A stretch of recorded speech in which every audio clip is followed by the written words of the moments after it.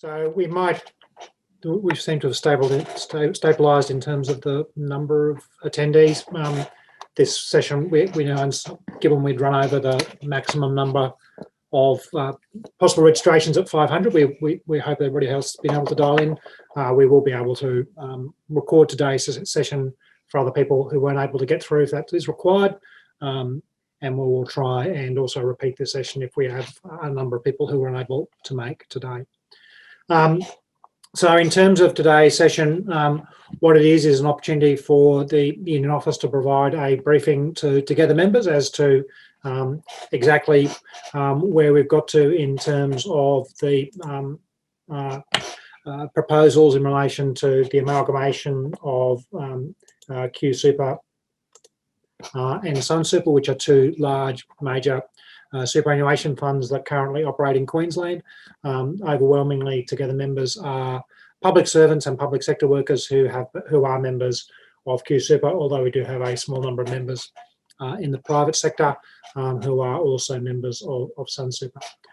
In terms of today's briefing, this is a briefing from the Union Office. This isn't we're not providing people with financial advice during this process, and we should certainly, if you do have financial questions about your own personal superannuation, you should seek independent advice of that. But we're also, from our point of view, this amalgamation is something that has been done is being proposed by the boards of the two funds, and isn't something that the Union Office or the Union's conference or council has endorsed or has sought as a particular activity. So we are trying to provide as much information to members as possible about what has gone up to this point of time and what it might mean for you as union members and potentially members of either fund. But certainly the briefing today will focus more primarily on what the amalgamation might mean for the members of QSuper.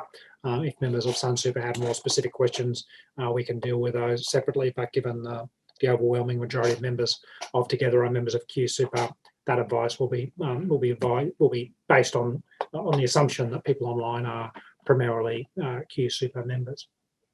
So in terms of this process, there will also be further information being provided by both funds to their relative memberships, and we're not seeking to provide all the full detail today, but trying to cover off the questions that have been raised by members back to the Union Office through the emails that we sent out last week, but more broadly to provide our lay analysis of where exactly we've got to and what this might or might not mean for members moving forward. So while the discussions between QSuper and SunSuper have been occurring for a number of months, they started last year, and there was a reasonable amount of publicity about it, but also communication out from QSuper to their members last year. What we saw last week was two events. One was the fact that there's been a heads of agreement signed between the two super funds to try and move towards an amalgamation by around September this year. But also we saw statements from the Queensland government that while they hadn't been involved at a kind of government level up to this point in time, there was broad support for the process moving forward. So in terms of a potential process, with any amalgamation of super funds, that is a process. All superannuation funds are oversighted by APRA, which is the financial regulator. And so this process will be subject to the same processes as other superannuation amalgamations, and there are a number that are occurring across the country at the moment and are projected to occur in the near future. But also in relation to this, because of the unique nature of QSuper, it is subject to original legislative basis. It was created as the super fund for public sector workers in Queensland, so has, in addition to other superannuation funds which are governed by federal legislation plus their own trust deeds, QSuper is also governed by legislation in the state parliament. And so in terms of how it's structured, its board and a range of other activities are subject to state legislation as well as APRA regulation. So what that will mean in a practical sense is that if the amalgamation is to go forward in relation to SunSuper and QSuper, there will need to be state legislation as well as the APRA regulatory oversight in terms of whether or not the amalgamation is in the best interests of the members of both funds. So in terms of that, that's what will have to happen between now and September if the amalgamation does proceed. Clearly, there's been a lot of work done by both boards and both organisations in the lead up to those initial discussions last year. The boards have got to the stage and the organisations have got to the stage where they want to go to the next level, and that's where the heads of agreement is basically moving that down to the next kind of the hurdle in the discussions around whether an amalgamation should occur. They've now got support from the state government, which is likely to mean that if there is the legislation that would be required to occur prior to September has been, the government is aware of that, and so therefore there is a likelihood that the legislation wouldn't be an impediment to the amalgamation. The APRA oversight, I think, is also significant, but what we've clearly seen across the board in the superannuation industry is a move to amalgamations. Clearly, there is an issue in relation to a number of funds coming together to try and drive the economies of scale and look at the kind of having a smaller number of funds with larger number of members and larger amounts of funds under investment. And so in terms of that, the QSuper, SunSuper discussions are part of an industry-wide trend rather than being something that is specific to these two particular funds and being driven by a particular crisis in one fund or another. And certainly in terms of the industry assessments of both funds, the kind of the various industry groups that kind of assess the relative performance of both funds, both QSuper and SunSuper are seen by the industry generally as high-performing funds and funds which are delivering good outcomes for members without the amalgamation on the table. At this point in time, I'm trying to provide independent advice on this. I haven't personally, I'm not on the board of either of the funds. As Union Secretary, I'm trying to provide you with the best advice we can at this point in time, which means I have less information than the two boards, but hopefully I am in a position to provide you with what we've able to deem as to what's occurring at the moment, but certainly coming in with an open mind as to whether this is good for members or not, and we won't be recommending at this point in time that we think this is a good thing or a bad thing for members. What we're trying to do is provide you with as much information as possible and some analysis, but in terms of the broader process, really the funds who are committed to the amalgamation process will be providing you as fund members with more specific detail in relation to what this might or might not mean. So hopefully we'll be able to talk about some of the potential pitfalls in this process, but also some of the potential benefits, but without necessarily a strong view to push. I think one of the biggest issues for a small component of our members is in relation to the defined benefit scheme. And clearly, Queensland public sector workers historically have been in a very privileged position in terms of superannuation, in that the Queensland QSuper and its predecessors have had the defined benefit scheme that is unique in Australia in that it is fully funded. And while it's no longer open to public sector workers to join, and all new public sector workers are part of the accumulation scheme, which is a more standard sort of superannuation arrangement, we still have a large number, but not the majority of our members are continuing members of the defined benefit scheme. And a number of the questions that have been put to us in relation to the QSuper SunSuper amalgamation as what does it mean for the defined benefit scheme. So in terms of that, I want to deal with that a bit at the start of this presentation, and then the second half of the presentation talk more about what the amalgamation might or might not mean for members who are in the accumulation fund, but also what it might or might not mean for members in the defined benefit scheme, independently of the issue of the defined benefit scheme itself. So the key thing in terms of the defined benefit scheme is, as public sector workers, you join the public sector, and the government put you into a superannuation scheme that you were legislated into at the time. You had no choice. Lots of you had no choice. Some of you would have joined at the point where you could choose. You were in the accumulation scheme and you chose to go into the defined benefit scheme. But for a large component of our defined benefit scheme members, there was legislation at the time that required you to go into a superannuation scheme. The government took money off you prior to the kind of broader superannuation coming through in the mid-80s under the Hawke-Keating governments. The situation was that public sector workers had money compulsorily taken off them as part of a superannuation scheme that they had no choice but to join. And when the government took that money off them, they then guaranteed that when you retired, that the defined benefit trust deed arrangements would define your benefits upon retirement. And that history of that scheme is very important in terms of what that means, because what that has basically said is that the government regulated a fact that they were going to take money off you and they were defining the benefit that you would receive upon retirement or leaving the public service or public sector. What that means is that they basically have a legal relationship with you, that they've taken money out of trust on taking your money through legislation to give you a guaranteed return. And from that point of view, the government has guaranteed and continues to guarantee in a variety of forms that the defined benefit that you were guaranteed and continue to be guaranteed upon giving your money across or having your money taken off you to put into the superannuation scheme, a pension, a kind of retirement arrangement at the end, is certain and inalienable. In Queensland, we've been lucky in that historically governments from the 1960s and beforehand have made the decision that no other government made, which was that they would put money aside to make sure there was enough money to pay for their superannuation liabilities as they built up over time. So what that means is we have what is called a fully funded scheme.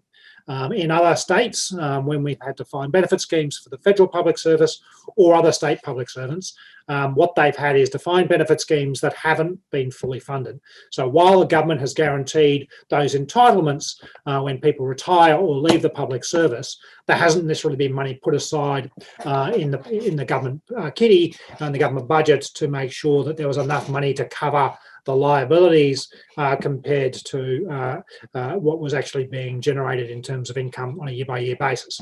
And so they were called what's unfunded schemes. And so in terms of that, public servants, particularly in New South Wales and other places who were in defined benefit schemes, even though their scheme wasn't fully funded, they still had the guarantee from government. And this has been tested through the courts around a couple of decades ago when there was a move away from defined benefit schemes towards accumulation schemes. This was tested through the courts, that the unions and workers took action to ensure even if the government tried to close down the schemes, they couldn't force people out of the defined benefit schemes, and those defined benefits would guarantee no matter how the government funded them. So even if they became liabilities, and they are large liabilities on the books of the Commonwealth and other state governments, and are liabilities in other countries where they have pension schemes rather than superannuation schemes, those liabilities are independent of how they're funded. So in terms of that process, what we know in terms of this is that the government guarantee for your defined benefit is guaranteed no matter how they're funded, but also no matter the structure of QSuper, whether it's a government department, whether it's a statutory authority, whether it's a government-owned corporation, or whether it amalgamates with other entities such as SunSuper. The fundamental relationship between you and your employer is in relation to the fact that for people in defined benefit, they've taken money off you to give you a guarantee at the end. That guarantee does not get changed and cannot get changed because of the vehicle that is used to invest that money and the vehicle that is to provide superannuation for yourself and other people. So on that basis, whether the government funds the superannuation scheme appropriately is an issue for government, not an issue for QSuper. whether the government guarantees that you are going to get the defined benefit that you were promised as part of the relationship that was established between you and your employer, is guaranteed independently of the vehicle that exists in relation to government superannuation. So they didn't guarantee that QSuper would pay your defined benefit, because QSuper in its current form didn't exist when the defined benefit relationship was established. So in terms of that, what that does in terms of the process is that changing QSuper, changing the structure of QSuper, which has happened over the last decade or so, does not change your relationship with your employer in terms of the defined benefit scheme, and changing QSuper does not change the guarantee that there will be a requirement that the benefits that you were defined when you started in the system will be the benefits that you get when you leave the system, either through resignation or retirement. And in terms of that, that is really important for us, because potentially the union would have to take legal action if the government, any of the future, ever sought to reduce in some way your defined benefit scheme entitlements. So in terms of that, that's really what we want to say up front, because in terms of ensuring that as part of this debate, we have a view as to what is the best way to fund superannuation. As part of this debate, we have a view about what is the best way to deliver the benefits to members. But we will also always ensure that we have the ability to take legal action if required to protect your benefits, and that will be legal action potentially against QSuper, but primarily against the government, because it is the government that has provided you with that legal relationship, which provided that guarantee about the defined benefit scheme. So in terms of that, what the fundamental significant change, and this is a very significant change that is occurring, is that the nature of QSuper up to this point in time has really been a creature of the state government. While we have the ability to take legal action to prosecute and protect members' interests in relation to the defined benefit scheme, in terms of QSuper and superannuation for public sector workers, that really has been a creature of state legislation. And in terms of that process, there has been the ability of the state governments to significantly influence and change the nature of QSuper through legislation, whether in terms of the representation on the board or a range of other issues. So what this amalgamation of two very significant superannuation funds will mean will be potentially to reduce the influence of government in terms of the super scheme and provide more support and control of the government by your representatives as members of the fund on the board. So in terms of that process, while there kind of questions around whether the QSuper, SunSuper amalgamated entity will be further from government arms, what that means is it's more likely to be in control of the membership, as reflected in the boards, as opposed to control of the politicians as represented in Parliament. So while that isn't the objective of this process, we certainly think that that is a significant issue that will be potentially to your benefit. So that's really just dealing with the issue of saying that the defined benefit scheme as defined won't be able to be changed by this legislation because of, and any legislation relating to the amalgamation, and that the amalgamation of QSuper and SunSuper, if it proceeds, can change a lot of things around your superannuation and change a lot of things around how the entity operates. But in terms of the multiplier and the definitions around that, there isn't this amalgamation process can't do anything that would put at risk that particular component for defined benefit members. But for together members now and for more recent public sector workers, they are not in the defined benefit scheme. They're in the accumulation scheme. So in terms of that, they potentially had more at risk in this amalgamation in terms of the relationship between what the board and this entity does in relation to compared to the defined benefit members. The defined benefit scheme members, what their retirement benefit looks like is a combination of their final salary, their annual, and by their length of service, and minus the costs of running the scheme. So in terms of that, this doesn't affect that. For accumulation members, their retirement benefit is based on how much money they put aside and how much money the employers put aside and how that's invested on their behalf. And that is the significant driver in relation to the quality of their retirement benefit, is based on the investment choices by their superannuation fund, where the investment choices for defined benefit members really benefits the government. Because the government will guarantee that you will get the retirement benefit. Whether they invest well or badly means the fund is overfunded or underfunded. So they take that risk. When they move to the accumulation scheme, that risk moved to the employees. That was about 20 years ago. But that really means that accumulation members potentially have a lot more either to benefit or lose from the amalgamation of the two funds, because in terms of that, the ability for the investment performance of the funds will really be the significant driver about whether or not, or what the quality of your investment, your retirement benefit looks like. So from that aspect, accumulation members have a lot more at risk in terms of this, and potentially a lot more to gain through an amalgamation if the amalgamation results in better or worse investments.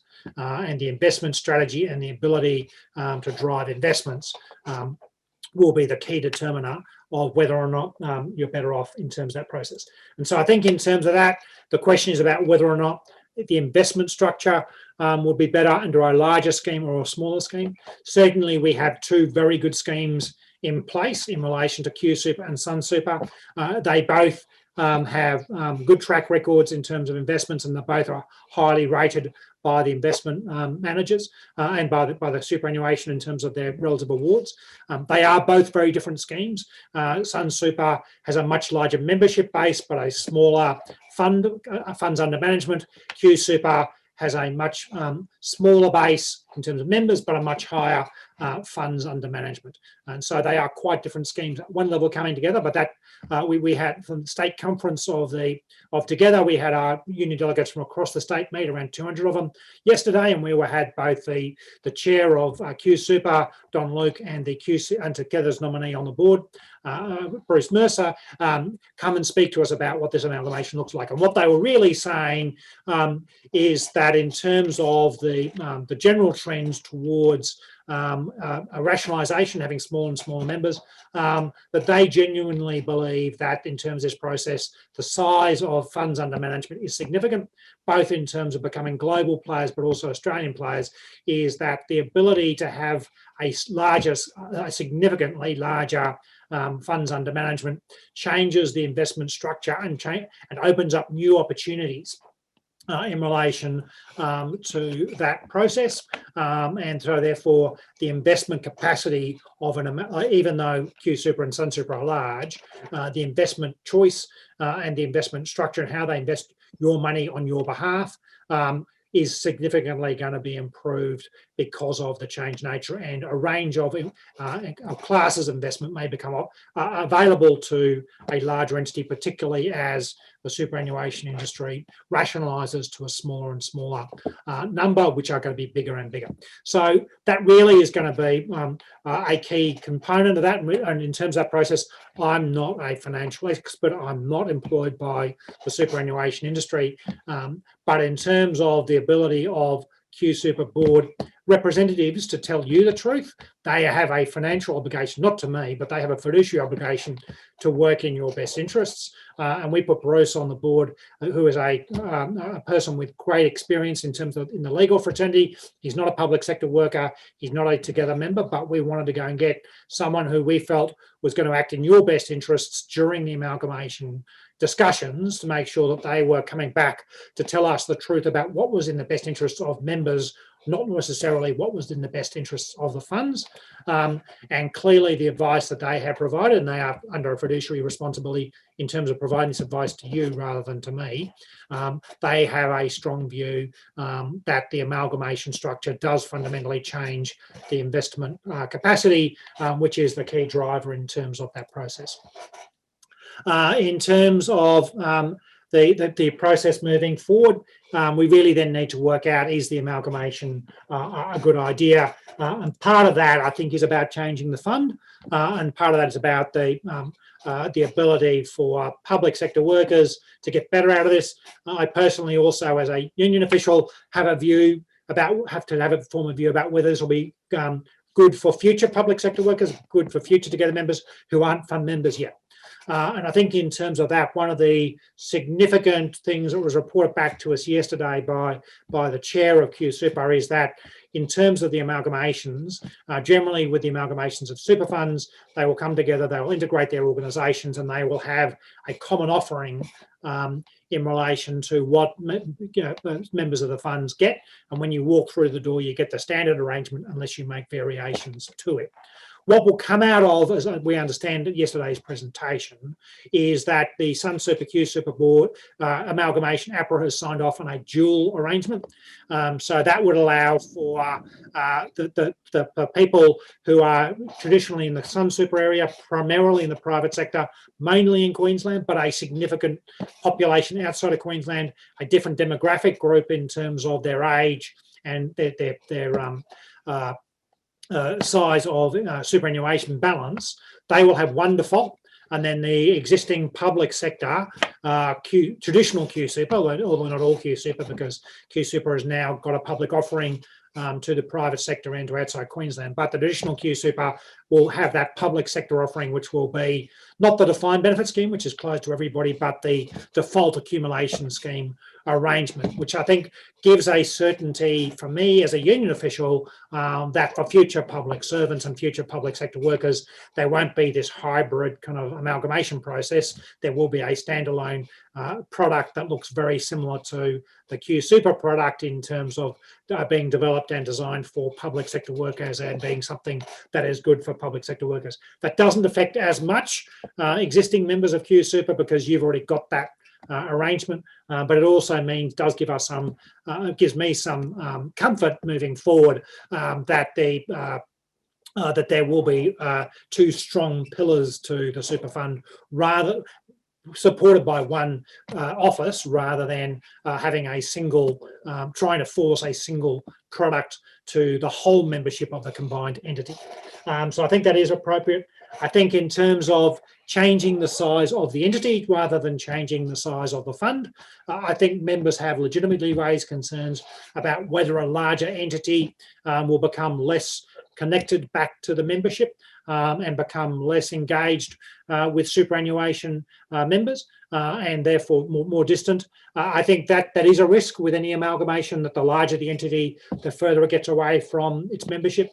I think the argument put to us yesterday by the representatives of QSuper was certainly that particularly in the IT space, that there are significant benefits in terms of having a common platform, and that the size itself would have the ability to reduce the costs of running the superannuation entity, which would then be flowed on to members. So in terms of particularly for accumulation members and to some extent defined benefit members, you get that defined benefit, but you're also having to paying the costs of the scheme.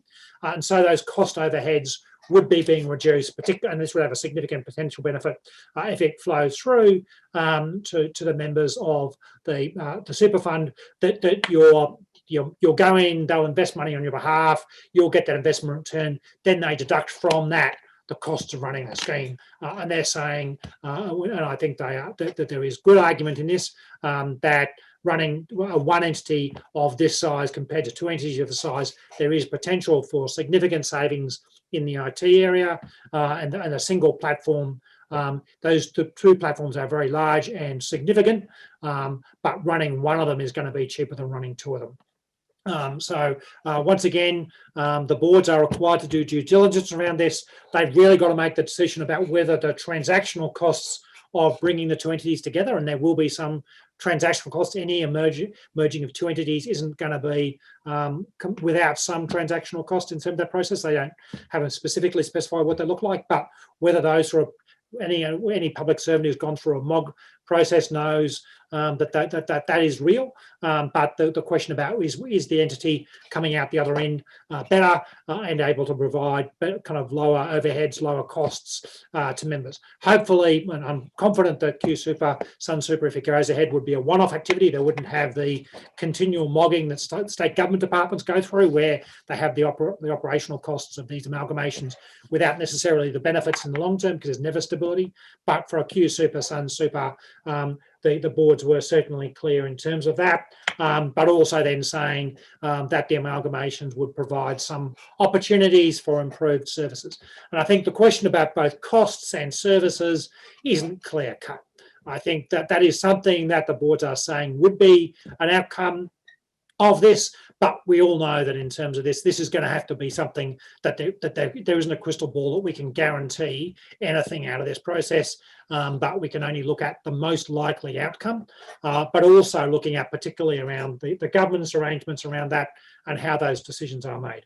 I think particularly one of the issues that Together members have had at state conference and at across the state has been real challenges in relation to a disconnect from our view around how insurance has been handled, and there's been some significant changes in relation to insurance, partly because QSuper moved to the public offering, but also because that then opened up QSuper to the legislative requirements about the non-cross-subsidisation effectively of superannuation having to be a standalone entity in terms of how it operates, and that is having real challenges across the superannuation industry. Certainly for non-QSuper members, insurance has been a real problem, with lots of people having small accounts, and those accounts where with small balances, particularly in some of the private sector areas, we have workers who have small balances, and the insurance costs are as much and eating in substantially to their retirement benefit. That hasn't been the case with QSuper, but because of the legislative reforms needed to take account of that problem in the broader superannuation industry, those legislative changes have applied to QSuper, and we have real concerns about and have expressed those to the board in relation to how some of those insurance changes have happened over the last couple of years, and we'll continue to prosecute those arguments. Whether the insurance components are changed as a result of this amalgamation or not, certainly the board representatives came to see us yesterday, made it clear that the question about exactly getting right the mix in relation to what quality of insurance we want versus how much we want to pay for it, because at the end of the day, as members, you pay for the insurance that you get. What is happening is there is a disconnect potentially about the insurance we would like to have, making sure that price is right, particularly with some of the interactions with work cover and some of those broader questions. But more importantly, the question about making sure that the default scheme and changes to superannuation, particularly in relation to the income protection component, which is subject to huge price costs in relation to mental health changes, is significant. But we're continuing to put pressure on QSuper to make sure that they re-engage, rethink through their insurance choices. And we certainly got some undertakings from the board yesterday to make sure that there is clarity moving forward, and there'll be an engagement both with the superannuation membership, but also with the unions on their behalf as well, to make sure that process. So the real question about both insurance and costs and services comes down to a governance model, and looking at who will be running the entity moving forward. In terms of that, at the moment, QSuper is governed by legislation. There is some guarantee that legislation states that there will be a certain number of unions have representation on it, and the state government nominates some other representatives on the board. That legislation has changed from time to time and is at the whim of the government. That we have seen unions drop off and changes to the board because of governments of the day. While they can't change your defined benefit, they can significantly change the way the superannuation fund is structured through that legislation. That will be reduced potentially by this amalgamation, because bringing SunSuper in and the deed of arrangements and the consequential processes will provide potentially more certainty moving forward about your representation than you currently have. In terms of that, there'll be a board will have 13 representatives on it. That will include 6 representatives from the trade union movement. One of those will be from Together, so Together will have direct representation on the board. We will need to ensure that our representative is an appropriate person. There'll be a process where the board has to accept that, and then there'll be a combination of employer reps and also in terms of some independent reps, and the independent reps will also have to be approved by the board rather than being imposed by the state government, as is the current arrangement that exists effectively with the QSuper arrangement. So in terms of that, we're comfortable that Together will have as strong a voice in the board. The board will be slightly larger than the current QSuper board, but there will be more guarantees moving forward because the representation by Together will be through the amalgamation process as set up, if it proceeds, rather than being through legislation where if the government doesn't like legislation, particularly in Queensland, they can change that with little or no notice, and that would be something that we wouldn't be able to change and stop if it went through a kind of midnight sitting of Parliament. So in terms of a governance structure, I think that is, there are some guarantees around it, but I think that also making sure that we have real representation from this process, and also making sure that this fund remains a profit for members fund rather than a profit for employer funds. So there is a lot of banks and others in this space trying to make money out of superannuation by getting people to invest with them, and they take a profit. The advantage of both QSuper and SunSuper coming together is they are both for member profit, which means that the board's responsibility is about maximising returns and maximising the benefit for members. They've got to make a choice in terms of that, both in terms of the insurance component, but also in terms of costs and the services. The boards are required to maximise the returns to you rather than maximise the returns to corporate owners or to the entity itself. I think in terms of that, there is a strong governance structure being proposed that would mean that there is a high likelihood that the boards would continue to work on that. Doesn't mean we agree with what the boards have historically done over time in terms of some of those components, and we will continue to prosecute on behalf of the union members our arguments, particularly around insurance. But the broader question about whether or not this amalgamation will deliver a lower costs per member, I think there is some real, I think that is a real question, and I think that the due diligence being undertaken by the boards, and particularly from our representative, but also from what the chair of QSuper was saying yesterday, I think is real. I think that does mean for Together, we have members employed in QSuper because they were historically public servants. We have had some guarantees as part of this process around employment security for other than the kind of top SES kind of senior management group. I haven't got these guarantees, but particularly for the majority of the workforce, there is some guarantees in terms of forced retrenchments in the short to medium term, which is important in terms of protecting our members who are QSuper members, but QSuper staff who are Together members. And I think in terms of that, though, there is a commitment as part of this amalgamation that it would be headquartered in Queensland. In Queensland, it would probably be the largest, if not the only significant super fund remaining as a financial entity in Queensland. And as a Queenslander, I think that is a good idea. It's peripheral in terms of our view of this, or my view of this. But I think in terms of that, we should expect that the entity would be expecting to have lower overheads, and that probably would mean a smaller, the two entities coming together. While there'll be some protections for existing staff, we wouldn't expect that in the future that the size of the entity would significantly grow. Although hopefully, if they're successful in their plans to try and grow, particularly the private sector element, might mean some benefits in terms of growth. It shouldn't result in significant increases in costs. But in terms of that, that's really what we wanted to try and cover it to half an hour, and I've run a bit over time in terms of that. There is still a number of questions outstanding. I think in terms of this process, we've tried to cover most of the questions in terms of that process. I think We will try and remain vigilant in this space. We'll certainly be vigilant in relation to what the state government does about legislation, both in terms of what it looks like about the fund moving forward, the governance of the fund, which is particularly important in making sure that we have a board that is structured to drive down costs and maximise benefits to members, but also particularly for that cohort of our members who are in defined benefit scheme, making sure that the government guarantee about the defined benefit scheme is absolutely rock solid, that nothing in this can do anything that would in any way prejudice our ability to prosecute, the ability to enforce the rights and entitlements for the defined benefit scheme members, for the defined benefit scheme to be delivered, whether it's funded or not. We will continue to publicly prosecute the argument it should be funded, but at the end of the day, the priority will be making sure that funded or not, the defined benefit scheme must be fully enforceable, whether it's through the courts or through any other mechanism in terms of that process. So I'm sorry if we haven't covered everybody's questions. I think we've tried to cover most of them in the chat. If you are aware of colleagues who couldn't get in because of the high turnout in terms of today's Zoom, this will be available.